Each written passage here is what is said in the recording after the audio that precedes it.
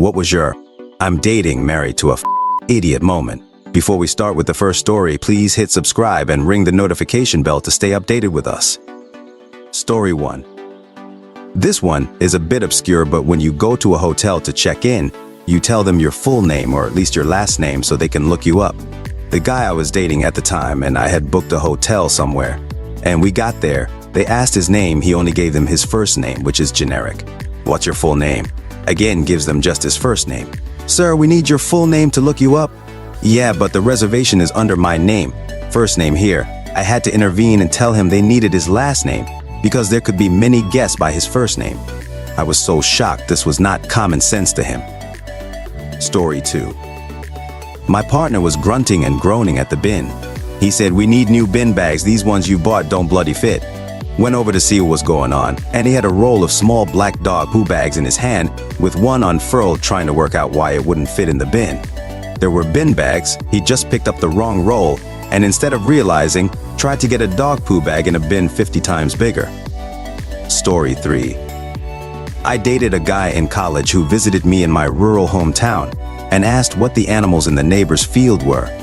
I said, "Cows in a you must be me" level of disbelief. He proceeded to tell me they can't be cows because cows are black and white and these animals were all brown. I had to pull up Google to prove to him that brown cows existed. I could maybe understand if he'd been from a city, but he told Nay he was from a rural suburb, not a city, so I guess he was just an idiot. Story 4. My wife went to the store to get cilantro for our tacos. She came home with parsley. Easy mistake, they look similar if you don't look closely enough. I told her she bought parsley. She was convinced it was cilantro. I had her taste it. I showed her the tag on the bundle that said parsley. She reluctantly went back to the store to get cilantro. She came home with another bundle of parsley. I love this woman, but this moment I was questioning everything about her problem-solving skills. The good news is she has never brought home parsley again. Story 5. We had a clogged French drain outside. My husband thought a plunger would fix it. He dropped the handle in the drain trying to plunge it. If that wasn't bad enough, he tried to use a wrench to get the handle out of the hole and proceeded to drop the wrench in the hole as well. He then called a plumber and told him we need help getting a plunger handle and wrench out of the drain. He's a PhD in English literature. Needless to say, I am now the handyman. Story 6. Ex-wife complained Apple Pay wouldn't work, link or whatever. I suggested she contact Apple support or go down to the Apple store. Kept refusing to go to the store, saying she'd call customer support and go from there. One day while at work, she texts me asking where to get iTunes gift cards. Already a red flag. "Why do you need those?" I ask. She stated to me that Apple support is requesting the code so they can verify funds.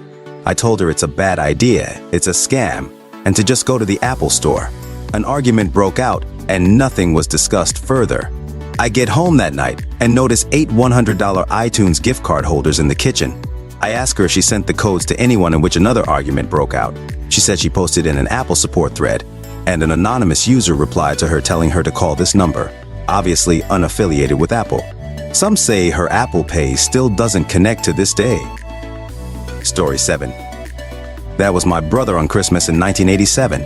He picked a glass reindeer off the tree, and my mother told him to be careful, as it was glass. So he dropped it on the carpet. It didn't break. He dropped it onto the carpet again, still didn't break. So he wandered into the kitchen where my mother was getting coffee and proudly announced that the reindeer was not glass, it was plastic. And to watch this. The reindeer shattered into hundreds of little pieces the moment it struck the tile floor.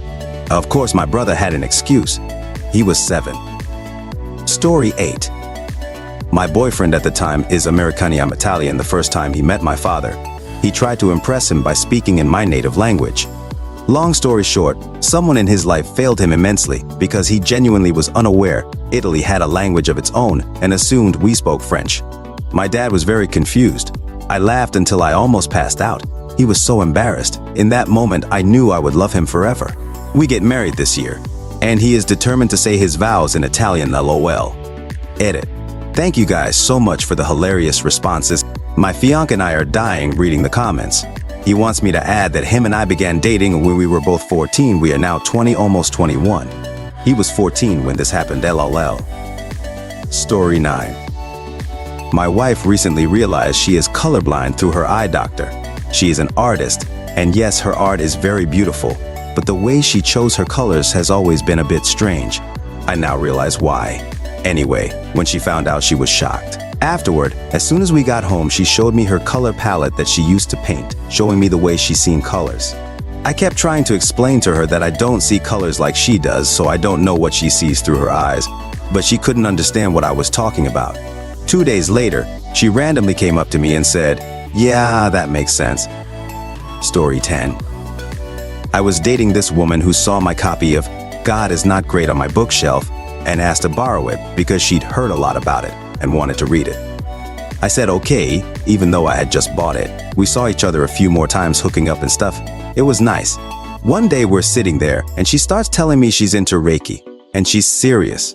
If you don't know what that is, in a nutshell, it's pseudoscience nonsense. I cringe upon hearing this. I asked if she got to reading the book and if she liked it or not, and she says, "Oh, I skimmed it and thought it was total trash, so I threw it out." Double idiot. You don't politely ask to borrow something and then throw it out. I told her I think Reiki's and that she owes me $25 before I left for good. Story 11. One day, my then fiancé was very angry with me without warning and started harassing me over, "What are you going to do?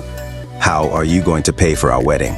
How?" Basically accusing me of being broke or having no financial plan. After a whole day of me wondering what the heck is going on, she finally went through the numbers. According to this wedding magazine she borrowed from her friends, the average cost of a 200-guest wedding in Tokyo was $80,000 or so. And I did not have that kind of money, like at all. And then I had to literally sit her down and use pen paper to prove how much our wedding is costing, since I insisted it won't be as much.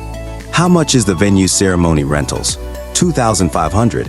How much is the meal going to cost per guest at the hotel restaurant? $50 minus $70. And how much are the hotel rooms we're paying for? $150. Night, and how many people are attending the wedding? 13. All said and done, our whole wedding was going to be about $4,500 minus $5,000. And we knew this.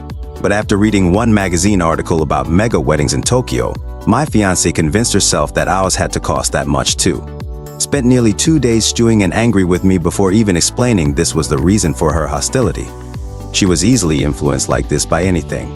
Friends' comments, overhearing old ladies' conversations on the train, clickbait news online, etc. And no, I did not go through with the wedding. Took me a long time to admit that her stupidity isn't a charm point, but weaponized incompetence by an abuser. Story 12.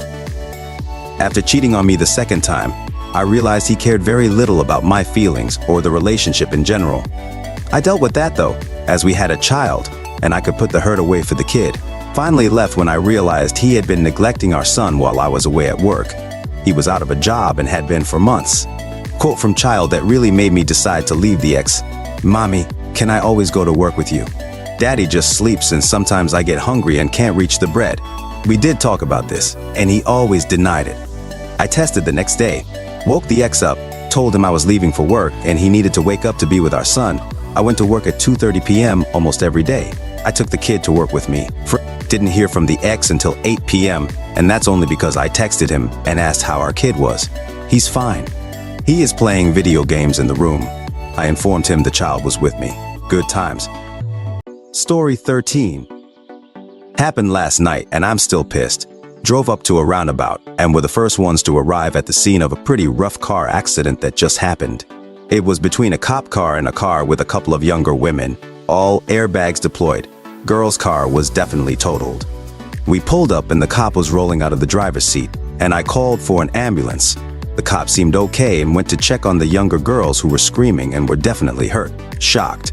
We heard sirens and other cop cars showed immediately, so the best thing we figured to do was get out of the way and go about our night. The idiot part is this. We get in our truck and I tell my boyfriend he has time to pull back into the now backed up roundabout. His response was, "Hold on, I'm making a Snapchat post." And I'm like, what the F? We need to clear out of here before it gets too busy, and so we're not in the way of the cops. Is now really the time? Then I see the post. It was a video of the accident. Then the camera panning back to him smiling, saying, "They're out here getting the police too." Now to clarify, we weren't at the accident site for long, so during the time I was checking on the cop and the girl was screaming in pain from her car and an officer was trying to get her out. My boyfriend was recording that dumbass video. 1. I found that disgustingly insensitive at the very least too. I called him a little for his first instinct to be pulling out his phone and record. We drove home in silence that night, and I still don't know what to say to address that dumbass childish behavior. Story 14. Back when we were first living together, my husband, BF at the time, decided it was a great idea to get rid of a wasp chilling on our blinds by dousing it in lighter fluid and setting it on fire. He acted so quickly that I didn't have time to suggest that might not be a great idea. He set the wasp and our blinds on fire. It went out quickly, but a portion of the blinds melted, and we had to replace the whole thing. I have not ever let him live that down. He also tried to get rid of maggots in our trash can once by, you guessed it, dousing them in lighter fluid and setting them on fire. I had to show him how to fill the trash can with water, add some bleach, and let it sit in the sun for a while. Much more effective than lighting the interior of the can on fire. Edit: I want to add that my husband is not an idiot. He just really likes when he has an excuse to light things on fire. Story 15. OMG, I have a few great ones. I love my husband dearly and he's a great engineer. I grew up on a farm and one of our barn kitties had a litter of kittens, of which only one boy and one girl survived, so we made both kittens our house kitties because they're bonded. Eventually, we had to split them up and keep them in separate rooms until they could be fixed, and my dearest husband was confused because he thought, they're brother and sister, they don't do that. My response? I had to explain to him they're boy kitty and girl kitty, and they'll reproduce with each other even if they're litter mates, laughing my ass off. This winter, he wrecked all 4 newish tires on my SUV because he drove around in it for a week with the low air warning light on without bothering to put air in them. By the time I got it back from him, I had heat rings on all 4 tires. He didn't put air in them because he didn't want to be in the cold for minutes. We both lived in very cold northern states our entire lives, suck it up, and put some air in the tires.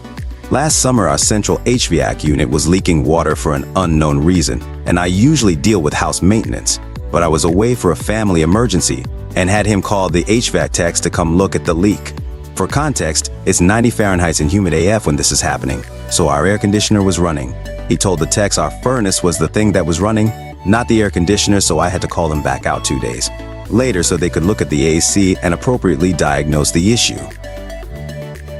Alright folks, that's a wrap. If you like this, please hit the thumbs up and subscribe to the channel. You can also share your those in the comment below.